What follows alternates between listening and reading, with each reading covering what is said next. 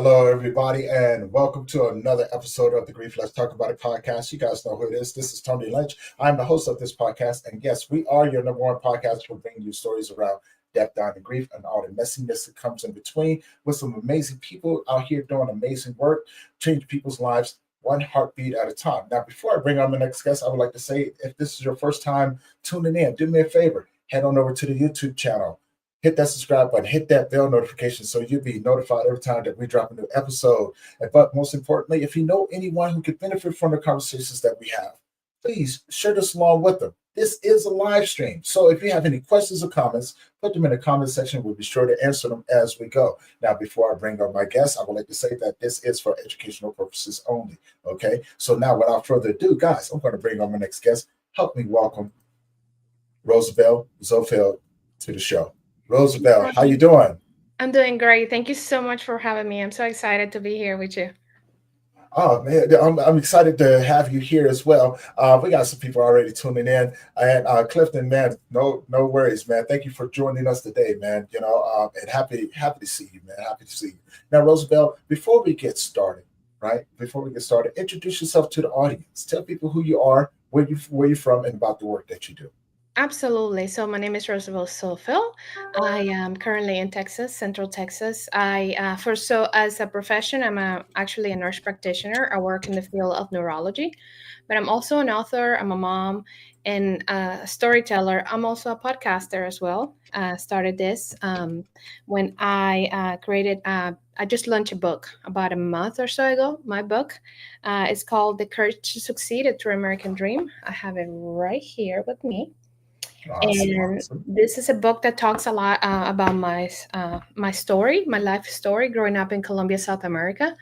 About 21 years ago or so, I came to the United States. I had the beautiful opportunity to come to this beautiful country that today is my home. At the time, I did not speak any English whatsoever, but as you can see now, I can speak it. And then Amazing. yes, and so in the book, I basically talked about my humble beginnings and the grief. The grief part comes when I lose my mother at age 17. I was the only daughter, and then I found myself. I was 17. I was about to actually go to college. I had just graduated high school, like perhaps 20 days prior, and then suddenly I just felt like my world just shattered into pieces, and I had to figure out what I was going to do with my life, especially because I did not have the family support or anything. I felt like I was left alone in the world in a way. So about two years later, again, the opportunity presented to come to the United States, which I took it. Of course, some people told me that was crazy because, how are you going to go to a country that you don't know anyone?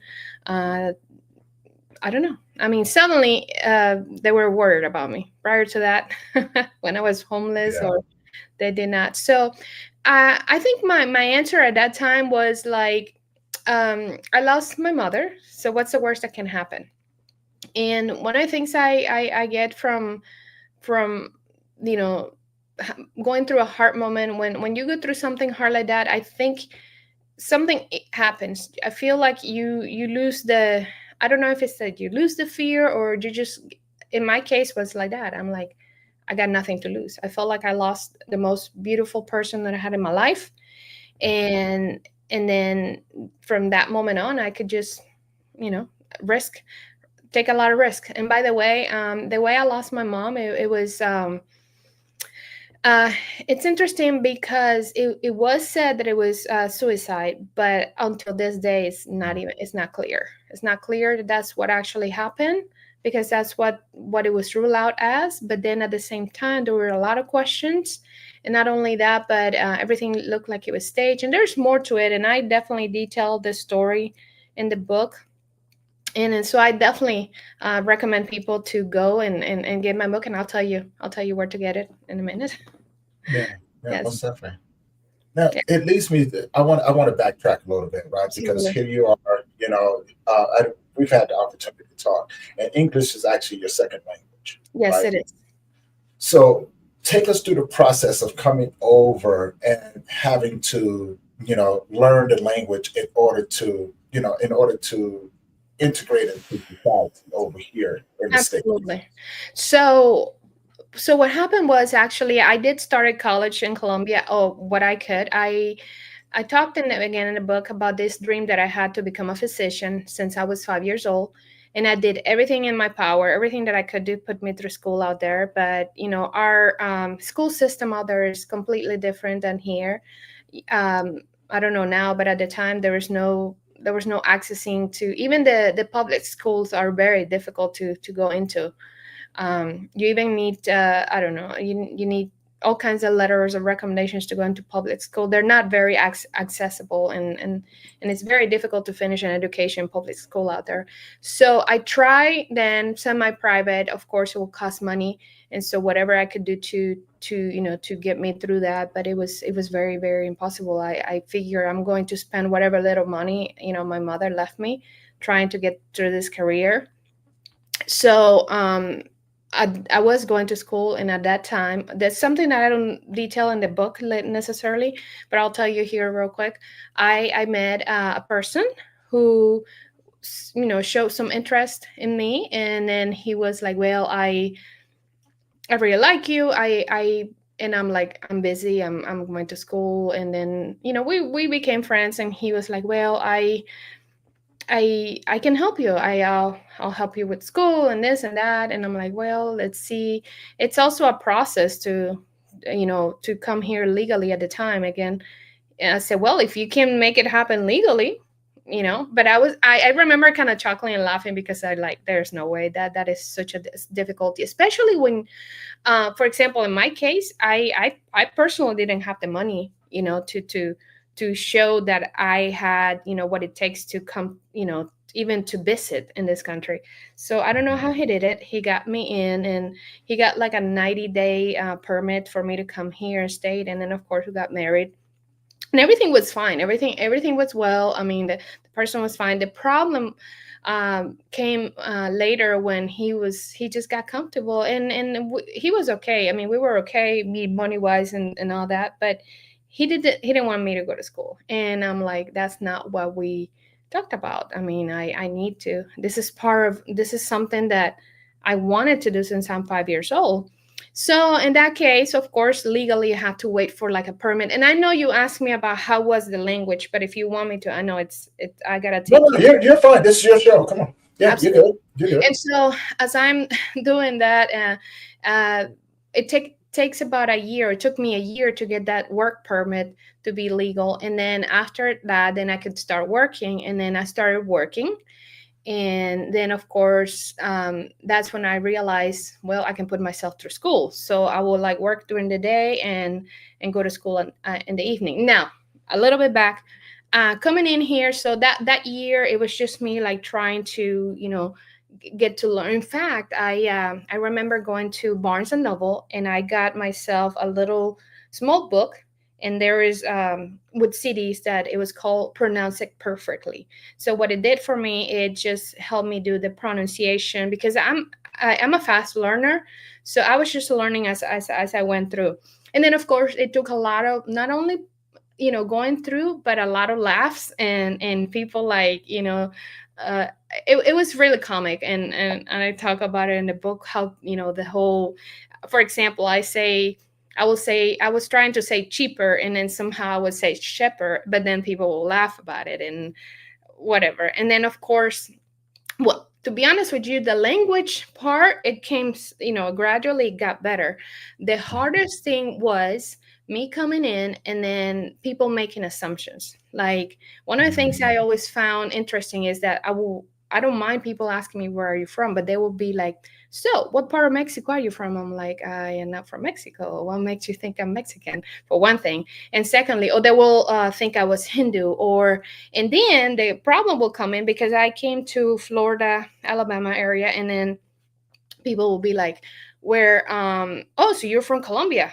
Oh, cocaine. I'm like, nope. Oh, Pablo Escobar. Nope. I mean, not everybody out there is a cocaine addict, And then it got a little, and at one point I got so tired of all the jokes and things like that. At one time I was just like, okay, guys, you need to stop this because you're asking me for cocaine, and yes, I brought a lot, and you guys took it all. I will say stuff like that, you know,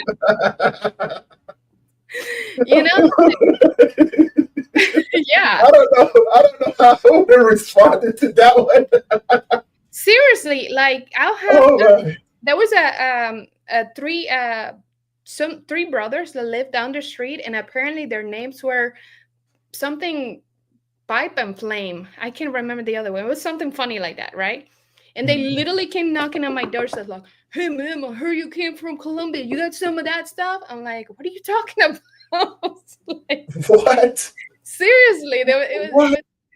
it was like that, and so, but and then of course the whole language thing, and I tell a story like I was working as a receptionist.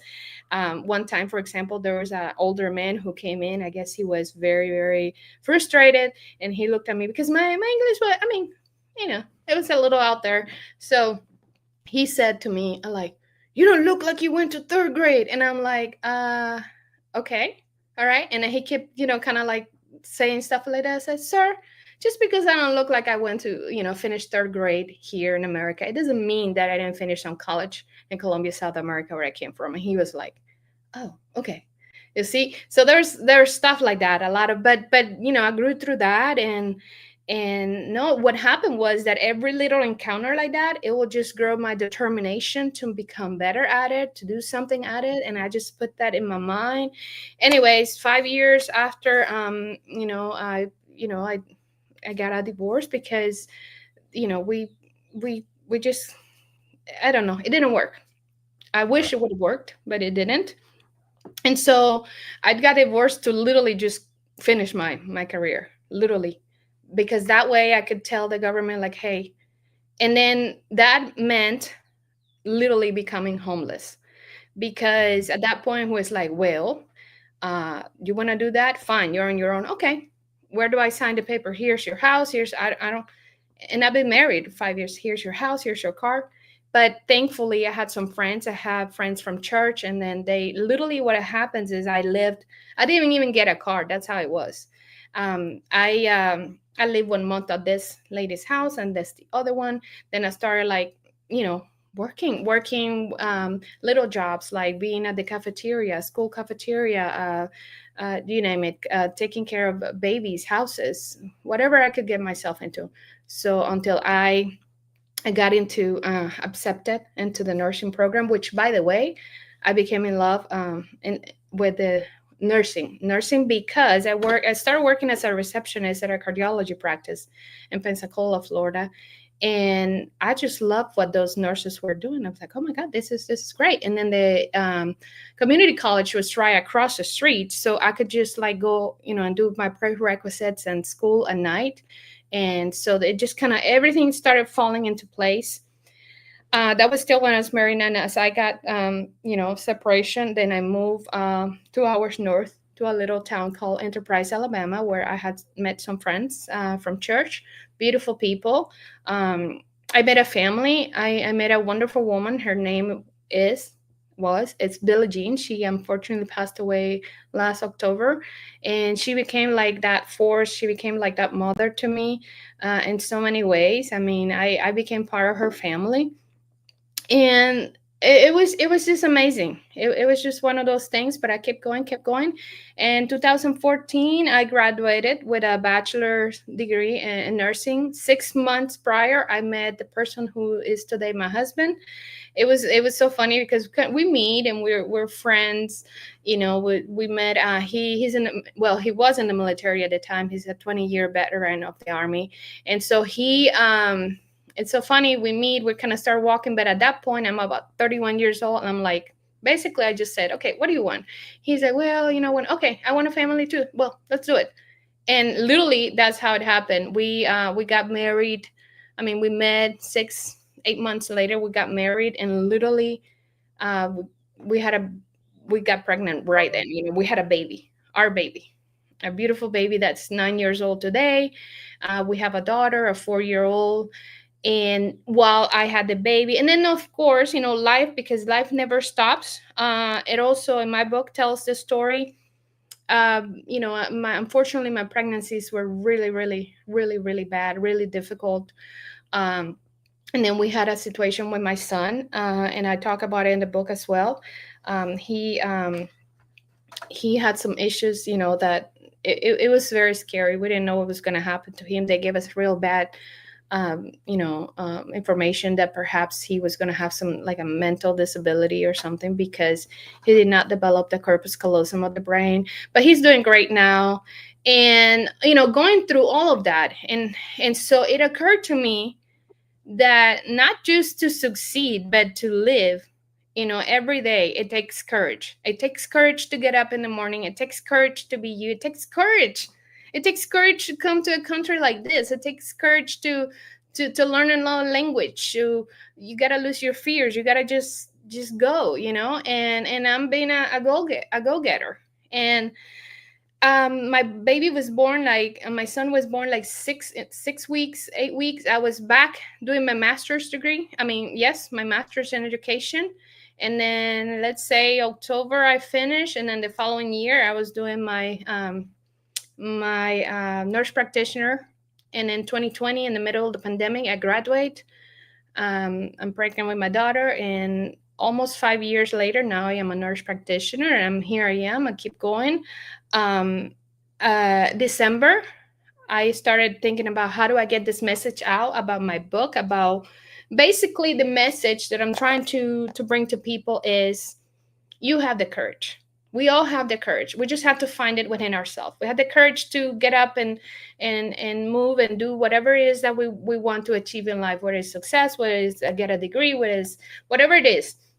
So it occurred to me, like, well, how do I, because it's not easy to sell books, to be honest with you. If you're trying to sell books because you think you're going to be, going to make money, forget about that. I literally, I literally hand my books out because I just want people to know. I want to inspire people. I want people to know that, if you're going through something like me, or maybe even, I don't know, just know that you're not alone, for one. And so created this podcast, right? It's called the Life Unscripted Podcast with Rosabel. My husband joined me in, and then next thing, we're having wonderful people reach out to me saying, hey, I have a story perhaps similar like yours. I want to talk about it. It's like, okay, well, come on. And so open this space, and I've been working so much. It's unbelievable. I've been working so much, interviewing wonderful people, having them tell the story, because that's the idea. That is the idea. Yeah. Um, this is not necessarily a business in the sense, it's just, let's get out there. Let's talk about what makes us human. Let's see how we can help others on the way. Yeah. So that's, No, I love that, because there's a lot to unpack right there, right? And congratulations on doing what you need to do and overcoming all of these different challenges, right? Now I want to go back a little bit, and if you're comfortable with talking about it, absolutely. fine. If not, that's totally fine too. No, I'm But good. I want to talk about the situation with your mom, right? The assumption that she unalived herself, Right. and things like that. Um, but like you said, there's a lot of stuff that go into it. We won't get into too much detail. Hey guys, go check out the book. We'll get it. I do have our information in the YouTube channel, so if you want to know where to find it, go there, check it out, grab the book. But also, before we let go, what I'm saying, I have you tell them where to find it as well. So as her daughter, right? What was going on through your mind when you heard this? Well, let me go back to a more original question. Was your mother still in another country while you were here, or vice versa? No, it's vice versa. I came here 2 years after she passed away. I was in Colombia. We were both in Okay, Colombia okay. when it happened. Yes, I was just a teenager going to school. I mean, I heard the word depression a lot of times, but I had no idea what it truly meant. Yeah, So yeah, it happens when she was there. Um, that is hard.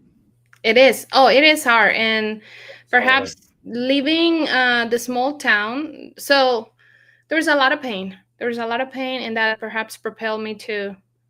I don't know, but in my mind, I was just like, I need to get out of here. Especially, let me tell you why.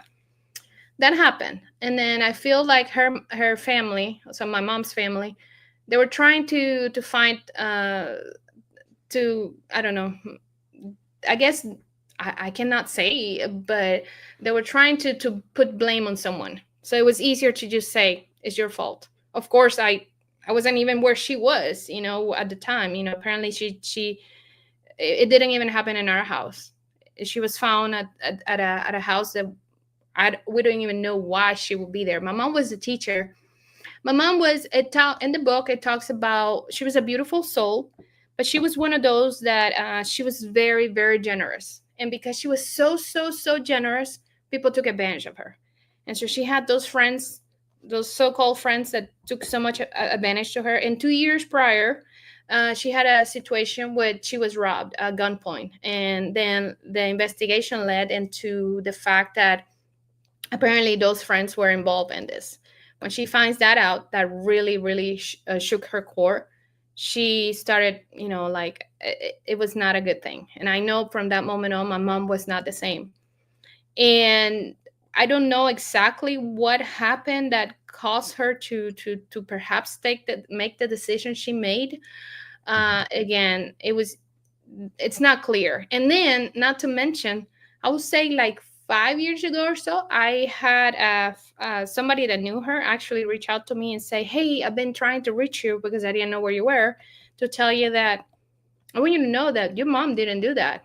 Your mom 2 days earlier, she showed up at my door, and she was all like bruised, and she said somebody was trying to put her in a car. And so all these things that came out, that I already had an idea that something was not right, but it's too late. And then, even let me tell you, within an hour of the incident, for me, it would have been too late, because the first thing I thought, no, nothing is gonna give my mother back. And not to mention, though, that perhaps I was upset at the time. My first thing was not, I'm going to try to find out who did this or this. No, I needed to take care of myself, in a sense, because now I don't have the person who in a way was my light, my guide. And so I needed to make sure that I take care of myself. And that was my way to honor her memory, because apparently she left a note saying, it's the weirdest thing. She left a note to her sister that she didn't have the best relationship with the sister. So how did she leave a note to the sister saying, basically, "Hey, here's my daughter. Make sure that her dreams come true." I'm like, it makes no sense. And then this is the sister that took me in for like 3 or 4 months, but the story goes that she basically starts writing down every little thing that she does for me. If she gets me, like, I don't know, 50 cents to go take a bus at the corner, here it is, a list. So when the little money came out from the life insurance, which it's not a whole lot, it wasn't a whole lot of money or whatever, she was like, "Hey, here, you owe me all of this." And I'm like, "Oh, okay, well, I'll pay you, okay. And then you owe me the food too." And I'm like, no, that really hit hard, because this is your sister, man. I it's not like I you know she charged me for the food and everything. It's just like, how miserable can you be, especially because I had nobody, but it's okay. And you know what, the good news about all of this is I pay her, and today I can say I don't owe her anything. I don't owe her a thing for anything. So Well, I want to say, what I'm saying, thank you for sharing that. And I want to just give my thoughts on it, because you saying that about your mother's sister, that really just rubs me the wrong way. Because, one, right, you're 17 years old, you just lost your mother, yes. and this is supposed to be your family, Yeah. right? In my world, family is everything. I have friends who are family. I have my younger sister, I have my nieces, I have my uncles, I have aunties. Um, and I know if I really needed them, that they would always be there, right? That's the way I was always raised. Family is everything, right? And those are supposed to be the people that you can go to protect you, to to make sure that you are doing everything, that you have the things that you need in order to not only live in life, but to set you up to be successful. Family is supposed to encourage you to go out here to the world, but also support you as well, right? And it's just like, and I could be wrong, but from what you just said, He took advantage of the situation, took advantage of you, and and and you went homeless. Yeah, yeah. I mean, actually, she also took everything that was inside the house. I mean, she took everything. Right, right. I And mean, I so with me, that doesn't sit well with me, Rosabel. It doesn't. Okay. Now I'm coming from a place where I've been homeless more times than I can care to admit, right? But my thing is that I never wanted anybody to come and save me, right? I knew I had to go through some things, right. right? And this is part of the process, part of the journey of becoming who I am today. And I get there and I accept my choices that led me to down that road. Now,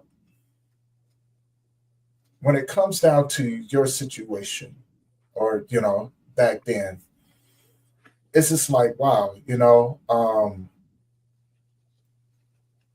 not supposed to put you. Yeah, no, it was They're not bad. supposed to put you in a situation to where you're supposed to end up like that, right? Your family's supposed to protect you. Yes, I moved into my grandmother's house, my mom's house, Mhm. and all I endured was a lot. I endure a lot of emotional. Yeah, that's the grief, that's the trauma. A lot of emotional. I don't know how you say that. Abuse. Let's put it that way, Abuse. because it was a Yeah. constant like you kill your mother, you kill your mother. It was Mhm. horrible. And then yeah, and then I had to. And so in the book, I detail everything. They made me pay, kind of like I was paying rent. And you will not believe this. In 2014, I learned that my mother was actually the owner of this house, that house. Yes, I learned so much more later. Yes, like my mother at one point, she literally saved my grandmother's house from being taken away. So my mom Mhm. invested all her savings in it. And now, because of my mother had died, and and she had the main, literally I was like literally the owner of this place, like 60% of it. And then these people never told me that. They all told me that later because they needed me to give a signature, like give the house, which honestly I did, because of that, uh, I just don't want it to do anything with it. Right. And then and to make, and then they were charging me rent for. I mean, it was bad, but you know what? It made me a better person. It made me stronger, and it made me realize that I didn't never ever wanted to be like that. It made me a much better Right. person. Right. Yes, Because it sounds like now you have your own family and everything is going good, and you remind yourself, like it's a yes, constant reminder of the things that you've gone through, and so you pretty much turned your life around and said, you know what, for my children, for my family, I'm not going to treat them the way that my exactly. family treated me. I Right. have a beautiful family. I have a beautiful Right. family that I love, and I'll tell you, I think I mentioned this to you sometime in our talks, and then that is that I feel like I'm a millionaire, and I'm a Hmm. millionaire. It has nothing to do with having the money I have in the bank or don't or whatever. It's because I have the most beautiful, precious things that God. By the way, God gave me. Because I'm a believer. I feel like everything that was taken from me, it was given back to me like three times fold. Um, Hmm. and so I'm very thankful for it. And literally every day I wake up, open my eyes, and I say this is a great day to be alive, so yeah. Yeah, and then also I chose not to. I talked a lot in the book that I chose not to harbor any resentment. I don't know what it is or who taught me to be this way. By the way, my mother was an amazing woman in so many ways. She was a hard worker, so she did taught me a few things in a short time that we share in this world. And that was that I could do pretty much anything I wanted. And she was very somebody who was constantly going. And in my case, I've always been somebody who I am a go-getter. I'm a go-getter. And then if somebody is out there making noise and telling me, I'm like, I don't stop for anyone. I don't stop for people. And I don't mean it in a bad way. I'm just like, I keep moving forward. I don't have time to listen to the chatter, whether because I trust my instinct and trust to do the things that give me the joy and the power. And then if somebody, just move on. Yeah. See, I'm Yeah. right there with you, right? I'm at a point in my life now to where look, if a person has negative vibes with them, get away from me. Yeah. I ain't got time for it, right? You know what I'm saying? Now, if you're all about out here trying to make a difference in the world, trying to be the change that you want to see in a very positive, impactful way, I'm all for that. I support support one. Yes. I support Yeah. anyone that's out here wanting to do something like that, leaving this place better than what we found. Right, you know what I'm saying, Absolutely. and leaving people better than what we found them too. Right, Yes. now of course you're gonna have those people. Right, Mhm. it's part of Yeah. the process. I've accepted that. I've Yeah. accepted like, okay, people, everybody has a role, so I Yeah. understand that. Hey, it's like I know everybody that comes into my life may not have the best intentions for me. Hmm. Yeah. I get it, but I often look at it and go, okay, so what's your role in this Right. journey of mine? Right. Right? Whatever it is, I don't give them the power to take my smile away. And believe Right. me, No. I had people come at me that literally have told me, "Well, you smile too much. Why are you smiling?" I said, "Because I can." What? And I smile even bigger. And they're like, "Huh." You know? well, well, and on top of that, right? I want to get into this and get your thoughts on this, right? Because, you know, coming to this country can be pretty freaking hard, right? Oh my God, yes. And you've experienced you've experienced what I've experienced my whole entire life, right? Which is the assumptions, Right. the racism that they say that don't exist, right? Exactly. You know what I'm saying? They're totally being misunderstood by people, because they just choose to misunderstand me and things like that. But it took you a while to learn the language too, right? So you got to add Right. that element into here, right? And a lot of times, Rosabel, people people will give up along the way, right? Especially when you get bombarded with, life in general, because life Yes. doesn't stop. You know this, right? Yes. Life has a strange way of changing you, and things like that, which is supposed to. It's supposed to change you, right? But I think sometimes people get stuck in a loop and not knowing how to navigate that world. And I love the fact that you changed it around and said, you know what? You're not going to take away my smile. You're not going to change who I am, and nor are you going to stop me. But the the best thing about, one of the most amazing things that you said is that you used it. You used it to become who you are today. I Yes. find that fascinating, right? And so, how do you? I guess this leads into this question right here. How do you take that experience and teach your children how to go out into the world with the things that you know now? Absolutely. It starts at home for first, and then secondly, it starts at a very early age, Mm-hmm. and you don't have to be like, well, I gotta wait until she's 12 or whatever. No, kids understand even from the womb. Mm-hmm. I am actually very, very pleased and happy because I have a 4-year-old daughter, for example, and she is so outgoing and so, full in a good way, positive. Let me tell you, well, of course, having, for me, family is important, right? Mm-hmm. So we're starting there. We're giving them a good foundation. I have conversations with them. I sit them at the table and I said, listen, you can go out there, you're gonna have friends, but your family, we are, if you can trust someone, you that someone loves you, that's us. Letting them know that they're loved. Because if you don't teach them that they are loved in an unconditional way from home, then they're going to try to go out there outside this world, try to find that, and that is going to be very, very difficult. You can find it because I found some, I'm not going to say necessarily unconditional love, but I found some, I mean, the stories in my book about the help, the angels that I found along the way, it's Mm-hmm. amazing. But starting with that foundation, that here we are, we're family, we're here for each other. Being my husband being in the military, his family is far away in Chicago. Well, of course, I don't have family anyways. I mean, you know the story. Yeah, So yeah, yeah. for support, let's put it that way. But then I teach them that we support each other, we help each other. So it starts right there.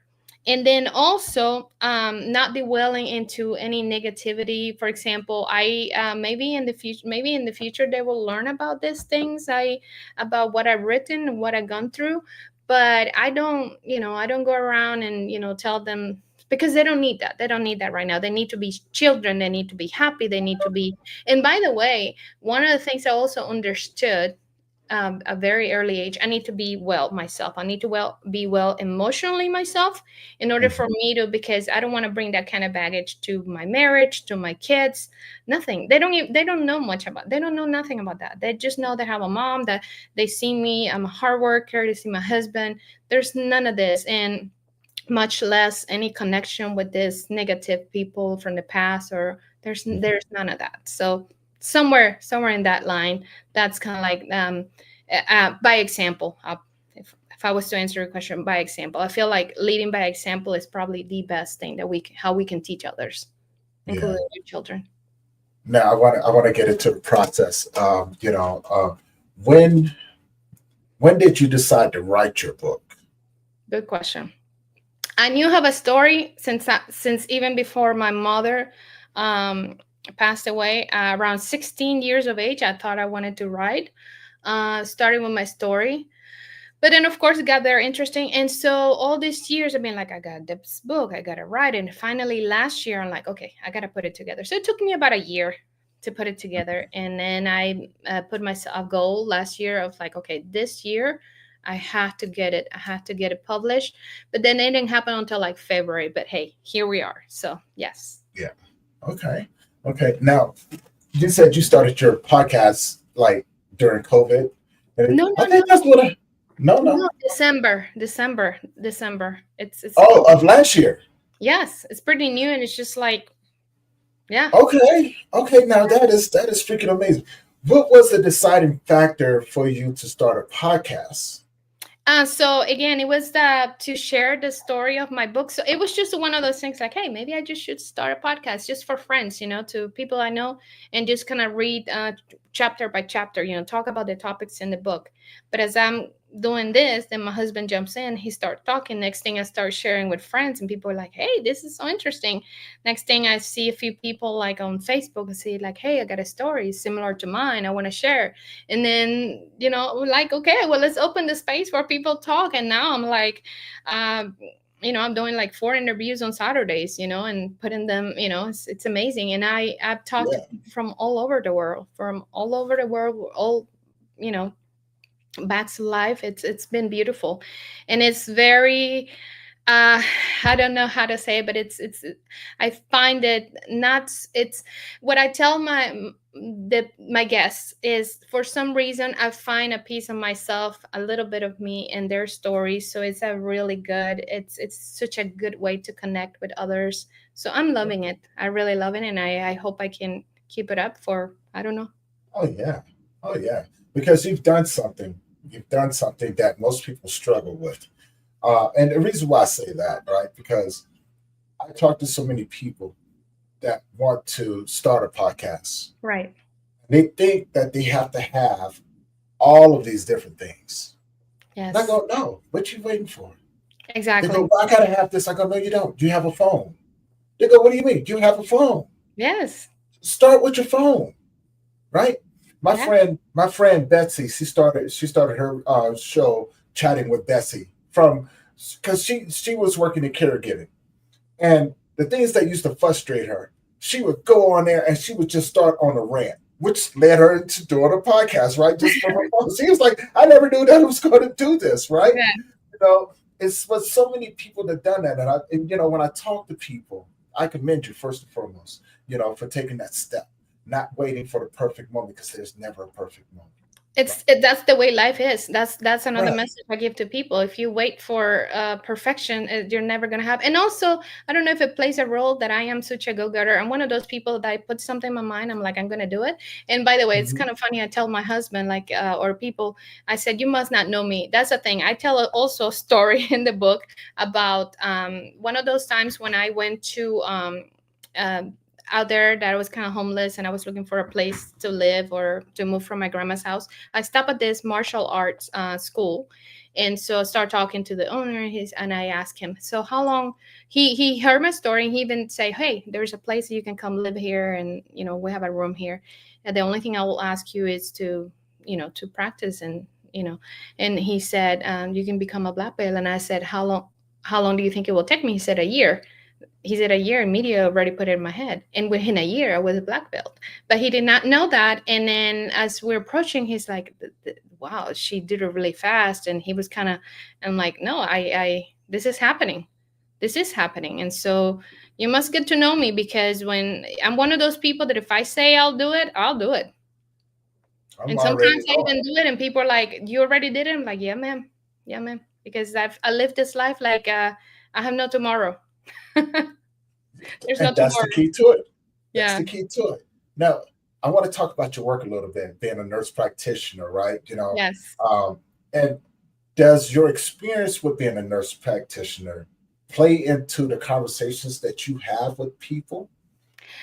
Sometimes, maybe, yeah. We have actually, I have people in the field that have reached out to me. I cannot believe that in a couple of weeks, I'm going to have a doctor of neuroscience from the UK coming to Mhm. talk on my podcast.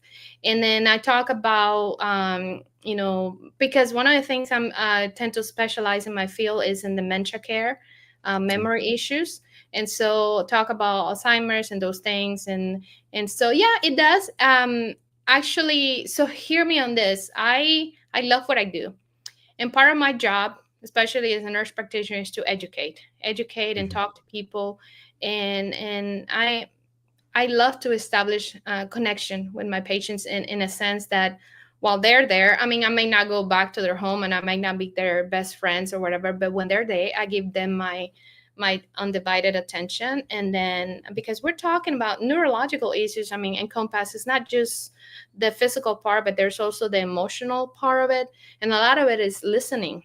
And there's some neurological problems actually, that's what they call functional, meaning that you can do all kinds of tests, and there's nothing that can show up that that's actually wrong, whether in the brain or, and then they're still having these symptoms, and these symptoms are very real, like for example, I think it's called functional. People have like chronic pain, or even some type of seizures that are like they cannot find it, and people are still having this. And so to be able to have the patience, to be able to have the empathy, to talk with these people and to listen, because a lot of times I go and they're like, nobody believes me that I'm like, okay, so I listen to them, I take, and then so it's beautiful. So yeah, I feel like both kind of complement.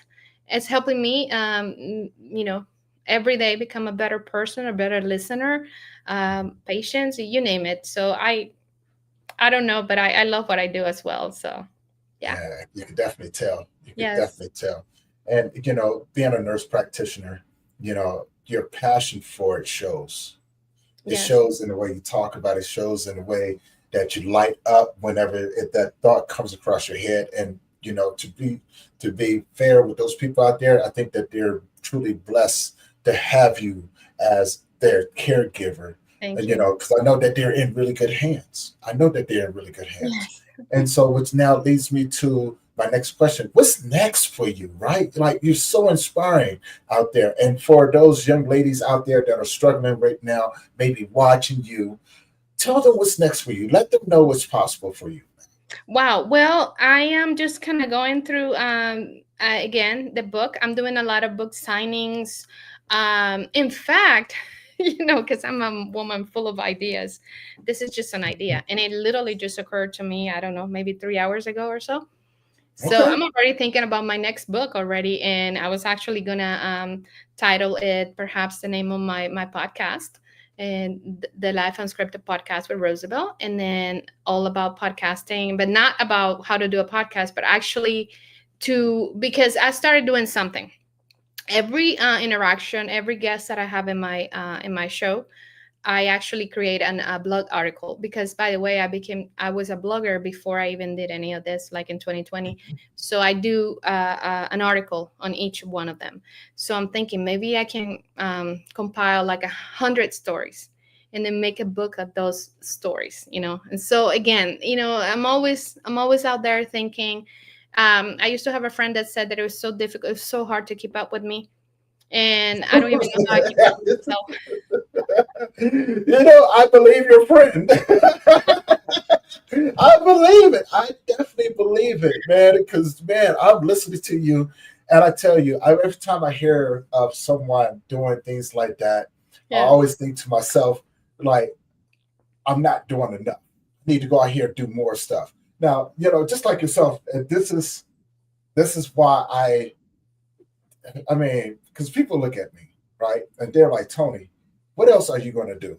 And Right. we talked about it. I think that's why, saying we vibe on such a level, because it's like, Yes. no, you don't understand. I'm just now getting started, from podcasting, writing Exactly. programs, conferences, books, and magazines, and groups, and, saying, And apps, talking and yeah, all of these different things. I'm like, dude, you have no idea what's next for me, because just like you, I'll sit down and go, that's a great idea. exactly. It's I because think I'm we're going open. to do it. We're open Right. to what the universe. We open. I'm very open. So Yeah. it's hard to tell because I don't know. Tomorrow I could be in the moon. I don't know. I mean, and I'm like You that. never know. You Exactly. never know. Sometimes you got to go with the flow. Yes. You got to Yes. go with it, right? You got to go with it. You got to take it while you can. And Yes. you know what I'm saying? And you know that everything is going to work out. So that's a beautiful thing. So now leads me to my next question. How can people find you? Okay, so an easy way to do it is just go to www.rosabelunscripted.com. It's my name, Rosabel, Rosabel. Unscripted is Unscripted, unscripted.com. And so my blog, my website has a link of everything. It has a link of my podcast. It has a link of my blog, everything in there. And then also, and it also has a link where you can find my book on Amazon, Barnes and Noble, whatever you want to find it, and then on Spotify, and then also have a YouTube channel, which it's called the Life Unscripted Podcast. So basically, yeah, it's all out there. Yeah. Nice. And again, everybody, her information is in the YouTube channel. Go there, check her out. How can your book? Tell people how they can find your book. So my book, just go. I can send you a link in a minute, but basically go to Amazon and then you can just type, or again go to my website. And my website, it tells you there's a link in there. It takes you straight to it. It's called "The Courage to Succeed: A True American Dream." Nice. Yep.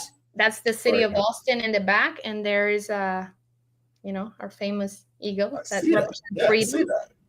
And then there's That's me like beautiful. on a top mountain. Yeah. Yeah, that's beautiful. That Thank is truly beautiful. Yes. So now leads me to my next question for you, Yes. right? If you had a superpower, what would it be? The superpower. That's a good question. I never thought about that. Superpower. I thought I maybe I did think about it once. That's what a question. Superpower. I would. No, I wouldn't. That's a hard question. I'm sorry. I don't know what. Is it bad? Is it? No, because Let me tell you something. It's interesting because I do feel like I'm Superwoman already. So it's kind of hard to, I don't know, in a way. Well, look at it this way, right? A lot of people have their own superpower, and they haven't put words to it yet. So say, for instance, like for me, right? When I was first asked this question, probably about 2 months ago, I knew right then and there, I said, my superpower is empathy. Yes. It's empathy. Why? Because of the work that I do, and the level that I want to connect with people on. There's a true empathetic power that comes along with that to understand another person's journey, but also having the strength and the courage to sit there and love them in those moments as they go through the motions of healing. Right? Yes. And what I found would happen, Rosabel, is that the next following week it changed. Right? Now, it was still empathy, but there was something else added to it. And what it was being heart-centered. I knew that was another superpower. I'm heart-centered, meaning that, no matter who I run across, my heart is always with them. I always think with my heart, right? To know that I'm constantly showing up in their moments with them, genuinely showing up, right? And then what I began to do after that, I said, you know what? Every week I'm going to ask myself, What's my superpower? So tomorrow, when I look at myself in the mirror, now I've done this. I've been doing this for 2 months now, right? Almost 2 months. Yeah, 2 months now. And so when I ask myself that question again, Tony, what's your superpower this week? What I find was that every superpower that I have is part of how I show up, and it's a combination. And so the purpose of asking the question is to start that combination of building and recognizing your superpower, because what happens, and you'll find this, is that it's connected to your very core. And once you grow into it, there's going to be something else added. Yes. So yeah, your superpower may be a superwoman, right? What makes you who you Courageous, are? maybe. Yeah, there you go. See, being courageous is a superpower. That's beautiful. Yes. So again, you already know what they are. Just got to put words to them, Yes. right? So that would have been my first thing when I'm saying, like talking to you, because I'm thinking to myself, like, courageous, resilient, right? Yeah, it amazes me that sometimes it could be, I don't know, you call it faith, you call it sometimes like a, I don't know if it's a stubbornness, or for example, it Mhm. happens to me. I'm driving and I do certain things and I'm like, wow, it takes courage to do what I just did. I mean, you actually trust that you can fit this car through here or do this. And I do it just with that sense, like I'm gonna go through. I mean, it's and it happens. It's like, okay. Mhm. But Yeah. sometimes I'll tell you this. Sometimes it's like, okay, Rosabel, do you think one day, it's not gonna go that way? It happens. It happens, right? I'm like, okay, are you testing your fate? I mean, your luck or something? I mean, like, You know what? uh, Every day I test my luck, because man, I tell you, there's sometimes where I'm just like, yep. so I don't know if somebody call it confidence. Confidence. Somebody said like, "Man, you're so confident." I mean, and like, I don't know. I don't know if it's. I guess I'm just so used to doing things, and sometimes I just do them, and Mhm. And again, you just named another superpower, yeah, your confidence, yeah, right?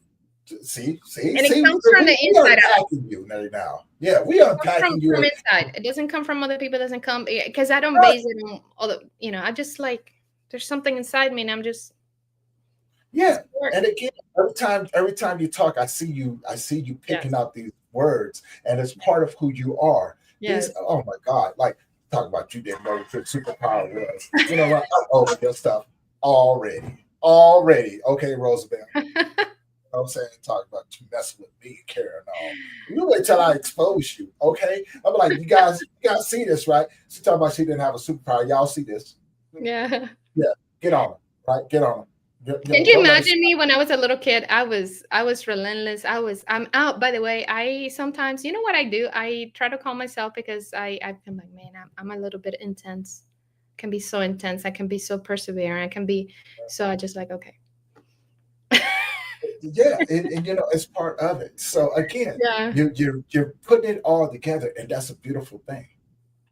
That is a beautiful thing, because now you just added resilience to it, Yes. So right? yesterday, I we were invited to West Wild Night something to represent our work because my husband happened to work at the same place I work, and so we were out there. And before they're starting, it's a little kind of, I'm one of those people that I'm not gonna necessarily say I'm the light of the party, but when I see things are kind of like, I'm like, okay, give me a microphone. I do karaoke. I sing. I mean, I love that. So I went to the guy and says, hey, can you let me sing? Oh no, we're too busy or whatever. And I said, and I looked at him. I said, guy, you are lucky I did not insist, but I'm okay. You don't know where you're missing. Okay, seriously, because this guy, Yeah. I mean, I'm telling you, he doesn't know. I mean, I've sung in front of like thousands of people. Like 3 years ago, I was at a Texas nurse practitioner thing, and it was like and it happens. There's some sort of a magic thing that happens that I just make it happen. It just the way it is. I go and sing, and it could be karaoke, but it doesn't even sound like karaoke because I already know the song by heart, and I just go out there and sing it, and people just get super happy, and I love it. You know. That is, I tell you what, you got more confidence than me because I am not singing. Okay, I was not blessed with a singing voice. Okay, now I can talk to you, but I can't sing. I'm not even going to front about that. Right now, I don't know. if I'm by myself, But I sing. I sing. I truly believe what my mom told me. She really told me that I could do anything. So, and she was one of the, she was so amazing. And she was one of those women that, she was a teacher, and she was also like she will decorate dresses and stuff, and people will call her in the small town we live in. They say, hey, I saw this sign out there in this store, and go out there, I want one just like that one. So my mom will go out there and like design it and do it just like that one or whatever. And then sometimes people will doubt and like, can you do this? And I said, she would say something like, ma'am, listen, the only thing I haven't made is a man and an airplane. So I grew up with that kind of thing where my mom thought she could, she could eat the world if she wanted to. And sometimes, because I'm pretty comfortable where I am, and and what I do. But I mean, I look at myself in the mirror, and I think I could be anything I wanted to. That's just, I mean, anybody. We just have to believe it. Yeah, most definitely. That's Yeah. strong, powerful words right there. So now I guess one last thing for you. One last thing. If you had any words for any of the viewers right now, what would you give them? So again, I recently discovered the very core message of my book and what I'm trying to do people, and that is, again, you have the courage. You have what it takes to make your dreams come true. You have what it takes to take that small leap of faith and do what you've been thinking for, whether it's writing a book, whether it's starting a new business, whether it's becoming a mom, and that whatever it is that you're thinking of, you have what it takes. All you have to do is believe it. And then come read my book, and then you'll find out more. Even better, even better. And with that being said, for everyone, thank you. I want to say first and foremost, Rosabel, thank you for coming on. Thank you for sharing your amazing story, sharing your strength, your resilience, your braveness, your courage, and to go out here and just make a difference in people's lives. And yes, it is beige. Don't be giving me a problem, okay? It's beige. I got Rich over here trying to give me a problem right now. You know what? Whatever, Rachel. Whatever, Rachel. I'm over your stuff already. Well, sitting here trying to call me out on live, carrying on. So yeah. And for everybody out there, if you're wondering, these are the You Are Enough hoodies for those out there who have lost people to suicides. I support the Valhalla Project. I support our veterans. I support anyone struggling with mental health issues. And so, that's part of the hoodies and stuff that I purchase. And I actually often go out and hand them out to the homeless people, things like that. So just for anybody who's wondering, I'm saying that You Are Enough hoodies. It also says in the back for the person behind me, the world is a better place with you in it, and love the person in front of you, right? So it shows that somebody out here cares about who you are.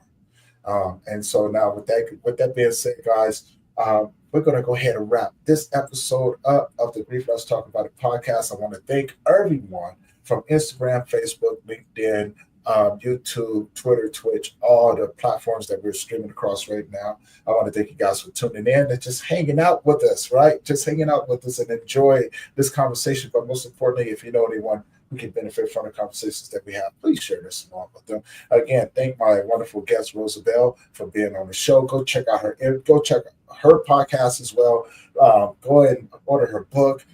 And get the chance to get to know her, right? You know what I'm saying? Because if you like this, we haven't even scratched the surface of what she's actually out there really doing. And also, another update: Rosabel will be at this year's Global Grief Conference 2025. Yay! One of the presenters, right? You know what I'm saying? And so save the date on that as well. We start April 25th. 7 a.m. in the morning, going into about 8 o'clock, 8:30 at night. each and every day. So April 25th, April 26th, April 27th. We got presenters from across the world that's going to be doing some amazing things. We got comedy, we got music, we got something for children. We got something for everybody. Okay, guys, you know what I'm saying? And these presenters are bringing it this year, right?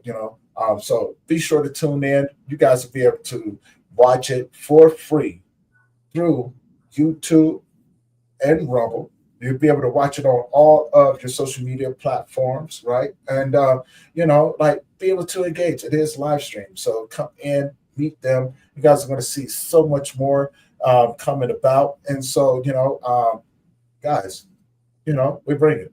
And with that being said, guys, Rosabel, again, thank you. For Thank everyone you. else, guys, we're going to wrap this episode up. We're going to see you guys in the next one. Have a beautiful, wonderful day. Love you. And as always, thank you for your support and allow me to keep doing this. All right. And so, guys, catch you in the next one. Peace.